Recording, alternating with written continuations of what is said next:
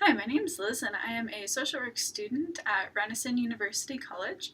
This is a picture of my grandfather, John, on his 89th birthday. This is a picture of him selling strawberries on the side of the road, which he does as a volunteer for the month of June every year. This is a picture of him and my grandmother after one of his band concerts. And this is a picture of him swimming in the lake. All of these pictures were taken in the same year.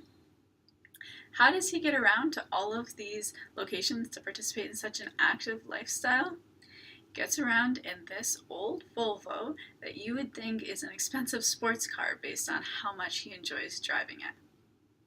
In 2018, at 89 years old, my grandfather went to the optometrist for a regular yearly checkup and found out there that he was not legally allowed to drive himself home because of vision loss that he didn't know he was experiencing. His license was taken away on the spot, and at that very moment, I swear a little part of him died. I truly think it would have been easier for him to handle having just gotten a limb cut off. I'm not trying to make light of losing a limb, I'm simply trying to describe how devastating it was for him to lose that little plastic card.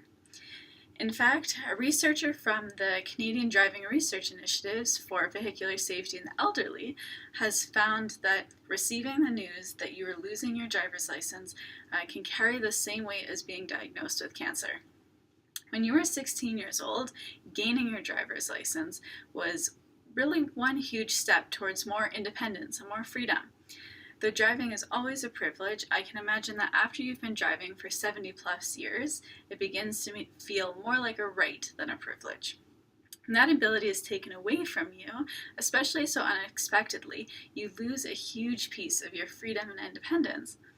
As a result of that loss, research out of Columbia University found that there's a significant increase in depressive disorders along with reduced cognitive and physical abilities of an older adult who loses the ability to drive. This significant decrease in overall health and the occurrence of depression was evident in my grandfather. There are days when he refused to get out of bed, he wouldn't eat or drink, and he truly could not recognize a single thing that was going right in his life. With that being said, I by no means think that allowing every person of any age to keep their driver's license as long as they want is the answer. Statistics Canada actually reports that other than young male drivers, people aged 70 and older have the highest accident rate, and they're also much more likely to be killed in collisions because of increased susceptibility to injury and medical conditions. So at a certain point, the safety of the community overrides the privilege of one individual being able to drive, no matter how tough it is for that person. So should my grandfather still be driving? Absolutely not. However, that doesn't mean I am satisfied with how things took place. After the optometrist took his license, he was offered 0 transportation alternatives. He was not given information about how to apply for an ID card that would replace his driver's license as a piece of photo ID. He was given no information about services in the community that could help him to remain active, and he wasn't given any sort of alternative transportation options that would allow him to remain independent. So I believe that as a medical professional with the responsibility and power to take away a huge piece of someone's independence, there should also be responsibility to ensure other options are presented.